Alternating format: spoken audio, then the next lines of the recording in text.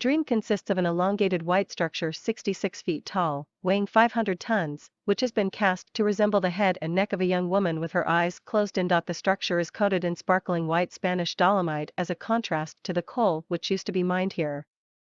It cost nearly £1.9 million, and it is hoped it will become as powerful a symbol in northwest England as Antony Gormley's Angel of the North is in northeast England.